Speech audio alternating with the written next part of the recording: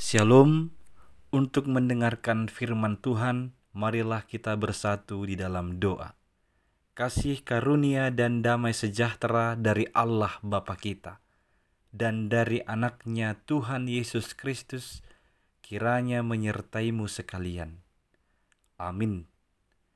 Ayat harian untuk kita pada hari Kamis, 14 Agustus 2025. Tertulis di dalam kitab Yesaya pasal 61 ayat 1. Roh Tuhan Allah ada padaku, oleh karena Tuhan telah mengurapi aku. Ia telah mengutus aku untuk menyampaikan kabar baik kepada orang-orang sengsara dan merawat orang-orang yang remuk hati, untuk memberitakan pembebasan kepada orang-orang tawanan dan kepada orang-orang yang terkurung kelepasan dari penjara. Di dalam bahasa Batak disebut demikian. Songgop do tuau todini Tuhan Jehovah. Ala naung miniahan ni Jehovah ahu, mamaritahon barita nauli tu halak nadangol, marsuruahu pauliuli halak parrohana bojok, manitikon haluaon tu halak natar hurung, doho tu halak natar rate buhani hurungan. Jemaat yang dikasihi oleh Tuhan Yesus Kristus, ini adalah kabar pengharapan dan juga janji pemulihan yang diberikan Allah kepada umatnya yang sedang berada di dalam penderitaan dan terikat menjadi budak di tengah bangsa lain. Tuhan Allah lewat Nabi Yesaya menjanjikan akan datangnya Mesias, Sang Juru Selamat yang diurapi untuk membawa kabar baik dan untuk membawa kelepasan. Apa yang telah dinyatakan dan dinubuatkan oleh Yesaya ini telah menjadi suatu peristiwa yang nyata di dalam diri Tuhan Yesus Kristus.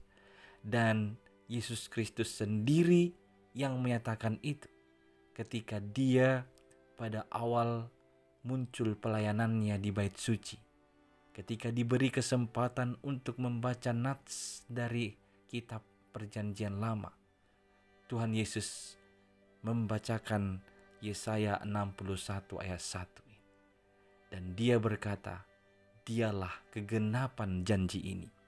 Tuhan Yesus Kristuslah yang diurapi Allah, yang diutus untuk menyampaikan kabar baik kepada orang-orang sengsara, untuk merawat orang-orang yang remuk hati, untuk memberitakan pembebasan kepada orang-orang tawanan, dan kepada orang-orang yang terkurung kelepasan dari penjara.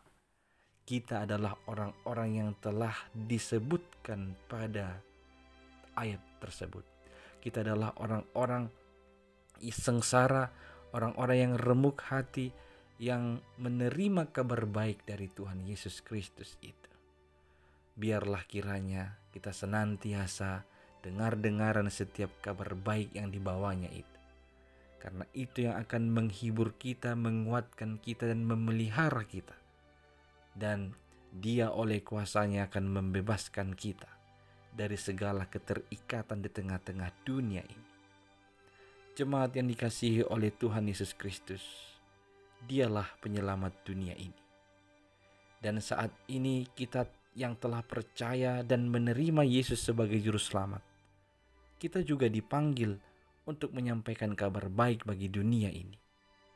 Tuhan telah mengutus Roh-Nya yang kudus supaya kita dimampukan untuk berbelas kasih kepada mereka yang miskin, sebagaimana Kristus yang membela mereka, menghibur mereka yang terluka dan putus asa, selalu menjunjung tinggi kebenaran firman Tuhan untuk melawan segala kemunafikan dan kekerasan, memberitakan pembebasan bagi mereka yang ditawan oleh nafsu duniawi yang hidup dalam kejahatan.